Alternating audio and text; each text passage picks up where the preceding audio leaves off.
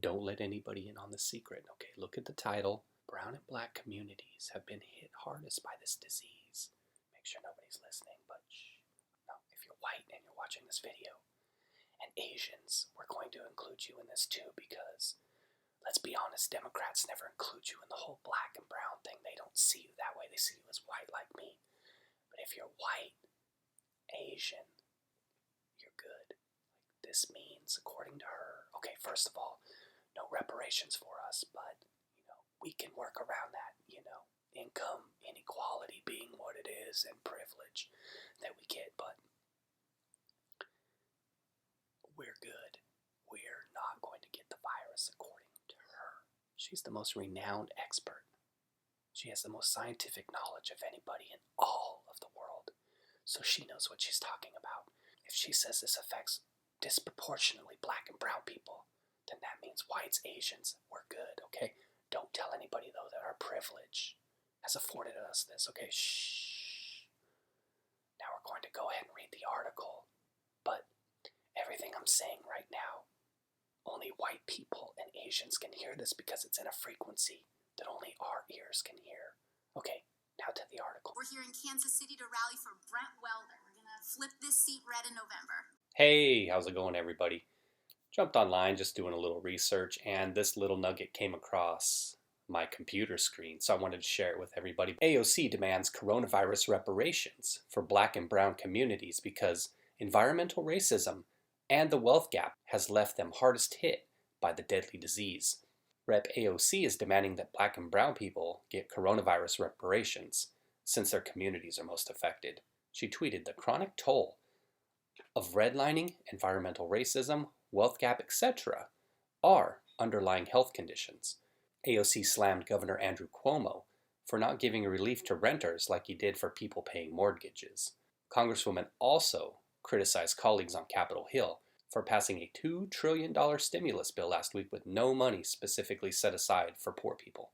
AOC's district, which includes parts of the Bronx and Queens, has been among the hardest hit by the coronavirus in New York City. So let's take a read here and see what she's talking about. It just can't be what it sounds like, right? She's really not telling me what I think she's telling me. Come on. Rep. AOC wants black and brown communities to get coronavirus reparations because a history of inequality has left them at a higher risk of suffering from the deadly virus.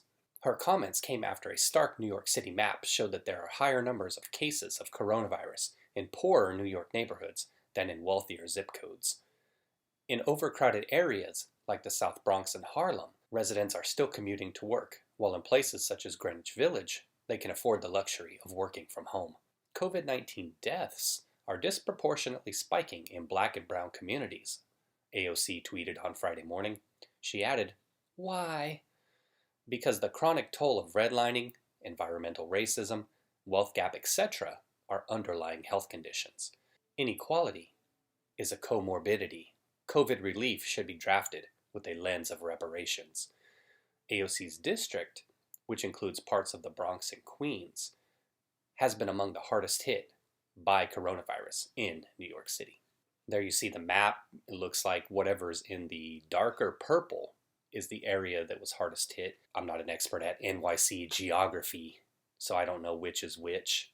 It looks like it's broken down by zip code. And obviously, if you know New York City geography, you know a lot more about this than I would. There's the tweet. We already covered what she said. You can take a look at that real quick. People in poorer boroughs like Brooklyn, the Bronx, and Queens have been hit especially hard by the virus. The Democratic Socialist has also criticized responses to coronavirus by both the federal and city government officials. When Congress passed its $2 trillion coronavirus stimulus package, it excluded any specific funds set asides for disadvantaged communities. Okay, obviously that's supposed to be set aside. We're essentially rewarding and offering preferential treatment to landowners and folks who are more wealthy, and we're not offering the same kind of relief to renters, Ocasio-Cortez told WNYC's The Brian Lehrer Show on Wednesday. I guess you could say that's correct in a way, but I would just offer this. The $1,200 stimulus checks cap out at $99,000 in income. One can say that to own something in New York City that you probably have to be making more than $99,000 in many cases.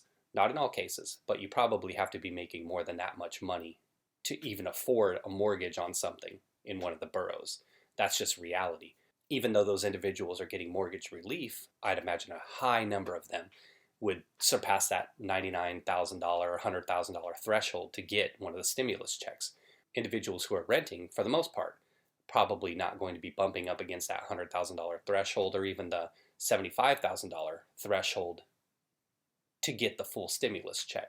And that's, of course, not in every case, because New York City is super expensive and you probably need to be making $75,000 just to afford a one-bedroom apartment on your own. But to say there's nothing specific set aside, sure, verbiage, you can play with words that way. But the reality is specific to New York, to this area, to the metro area, that if you're an individual who owns, then you probably are making a lot more than $75,000 and a lot more than $100,000 as a single individual, and obviously double those for a married couple or a couple. So even though there's nothing specific, you got to think about it that way. Who's going to be getting the stimulus checks in this area? And that's obviously going to be low-income people and individuals that are probably renting. Here you see the rates by borough. It looks like Queens, the Bronx, and Brooklyn hardest hit. In February, the Association of American Medical Colleges cautioned the coronavirus outbreak would have a disproportionate effect on poor communities. Residents in those traditionally save less money than people in other communities and are more likely to live paycheck to paycheck. People living in poor communities also have a harder time avoiding crowded areas. AOC slammed the New York Governor Andrew Cuomo for giving mortgage relief to people in the state, but not those people rent. God, who wrote this? My God. We're kind of creating a class and race issue, Ocasio-Cortez said. And there you have it. That's the thing she wants. Every single thing she does is racist. Every tweet she has, racist, racism. Rich versus poor. No, we're not creating the class issue or the race issue. You're creating that. You're the one who's doing that every time you jump on Twitter. So it comes as a surprise to no one that she's using this pandemic and further create a divide amongst races and amongst those falling along socioeconomic lines. That's always been our platform. I just don't understand. I don't understand how people are so delusional that they don't see what they're doing, that they don't see that they're the problem. I'll never understand that. I'll never understand how you can get to be so delusional to where you think you're part of the solution, but you're really the problem. I'll never get it. You can't explain it to me. I don't. I got nothing. I got to move on. Number of NYC deaths by day, you can take a look at there. It looks like most recent data showed it rising up to 278, but it came down to 188 yesterday. So that's definitely nothing to be excited about, but still, we don't want to see those graphs keep rising. Oh, interesting. Okay, number of cases per day. Deaths were down, but cases rose. So that's definitely not a good thing, because you know the whole 14-day period, dang, that's definitely not good. We don't want to see that. All right, so that's the article. It's brief. Let's see what the comments say real quick. AOC, a polarizing character for sure. Some of these comments, I have no idea what we're going to get into. All right, so the first one says, just shut up. This is so unhelpful. Next person says, with no money set aside for poor people, there are billions set aside for poor people each year, global pandemic or not. And that's correct. That's social welfare, right? That's subsidies on Obamacare, rent subsidies, those Section 8 vouchers, right? Welfare itself for kids, welfare itself for families, single mothers, etc. Food stamps, if they call it that anymore. Next person down says, free speech is important, stupid speech not so much. Next person down says, sucks. She is so cute, yet so stupid, and he puts a little smiley face there. I would push back on that in a way. I would say that that video where she's dancing around back in college, that one, she was looking dynamite. Now, not so much. It's amazing if you take a look at that video to her now, it looked like she's aged like 20 years in just about the last 5 years. She's gross now. We miss the old AOC that was dancing around shaking her booty at Boston University. Someone says here, I am a member of that community and I'm so sick of her. She does not speak for all of us. Next person says, gosh, please make AOC stop. Everyone needs to stay focused on battling the health crisis. Don't drag more contentious issues in and derail pandemic efforts. Next one down. Oh my God, this probably is the best one here. It says pandemic with race radar, only in America. Absolute joke. This is who represents you, America. Oh, we've got to end it on that one from Kimbo from Toronto. Pandemic with race radar, only in America. Kimbo up in Toronto. Hopefully this kind of politics doesn't come your way. I'm sure you get a little of it, but hopefully you're able to avoid individuals like AOC ever getting any kind of power or platform in your country. I gave my thoughts. I just wanted to bring that to your attention, but I think a majority of us, individuals that aren't sick and warped and twisted in a way, will get that, yeah, if the numbers are showing what they are, then yeah, certainly. We love data, we love statistics. But again, like Kimbo said, it doesn't have a radar. Corona doesn't care who you are, what gender, race, religion, doesn't care. But let's take a look at the New York City demographics real quick. White, 42, black, 24, other race, 15. Other race, not sure what that means. I don't know why they can't just call them Hispanic, because it looks like Hispanic is missing off of this chart. Why call them other race? Maybe that's, oh no. All right, Asian, 14%.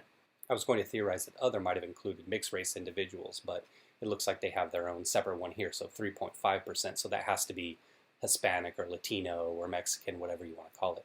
So a majority of the New York City metro area isn't white. It would be black or brown, like AOC would like to call them. So given those numbers that we just looked at, it would make more sense that in general, in the area, that more black or brown people would get the virus than white people, for instance. But given that, I think there is some validity to the argument about density. That gets me thinking about other areas that may be dense. Obviously, you'd be hard-pressed to find an area that's as dense as New York City, but we're just talking about density in general. So what about Los Angeles, for instance? High Latino concentration there. Would it be racist in Los Angeles with all the Latinos? Do they get reparations? What about Miami? It's somewhat dense. They've got a lot of Cuban and South Americans who live there. Do they get reparations? What about Atlanta? Blacks are the majority of the population there. There's a lot of whites as well. So would those blacks and those whites get reparations? What about Seattle? There was an outbreak there. That city is highly white and Asian. I don't recall too many blacks being there when I was there. I was there a few years ago. Reparations for them? What about New Orleans, where it's really jumping off? I think the population is highly black and white there, so reparations for them. You can go city by city. Oh, San Francisco, can't forget about you. Asian and white mainly there as well, so reparations for them. What I think about when it comes to AOC is that she's really done nothing since she's entered office other than be an antagonist who does stupid stuff over and over again. Nobody's ever going to forget about the Green New Deal. Nobody's ever going to forget about the 25,000 plus jobs that she cost the New York City area. So when it comes from an individual like that, we couldn't put any credibility in anything she says ever again. So many mistakes, so many stupid statements, so many dumb things that she's done. When you're an individual like that, sure, you may have your fan base. You may have all those people on Twitter, the celebrities, and the other uninformed individuals that follow you. And obviously she's playing to that crowd. But the reality is most people give you no credence. Not a word comes out of her mouth that a majority of people are going to believe because of the stupid things she's done and said, all of the missteps that she's had along the way. Reputation, her reputation is shot. You can't get that back after you've done all the things that she's done. So, she's playing to a small crowd. They love her. They're donating millions to her campaign. And that's fine. That's the crowd she's playing to. But a majority of Americans, when they hear anything out of her mouth, dismissed immediately. Well, and that's the unfortunate thing, right? The boy who cried wolf. If there were anything ever that she said that were totally legit, nobody's going to listen. What do you think about this? Black and brown people, she's telling you again, racism. Obviously, we have fun with it. She's not necessarily saying that the virus has a race radar on it, but she's citing all of these other factors that are leading to individuals getting sick in greater numbers than white individuals or Asians, for instance. The reality for me is this is not a time to be pushing your radical agenda or whatever it is, but for individuals like that who consider themselves to be radical every crisis creates an opportunity for them to push their agenda.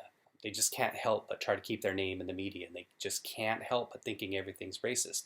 But the reality, as we know, is the virus doesn't care. I think we get that she's just out here grandstanding like always. You know what, though? Now that I think about it, this just popped in my head right now. What she's telling us is actually an argument for less of an influx of immigration, right? If she's saying that these individuals of color, and we're assuming that many of them were immigrating at some point, that they have less access to things, therefore are more susceptible, wouldn't it make sense to cut down on immigration? The individuals who come in our country, if we can't supply them with good jobs and wealth, then maybe we should have less of them. Ha ha! See, you can always flip any argument on its heel and come with a counter argument, right? But that's the video I've got. So let me know what you guys and gals think about this. Interesting stuff, right? Shocker to no one that these words came out of her mouth. Wanted to wish you all a happy weekend. Take care, everybody, and stay safe and healthy out there.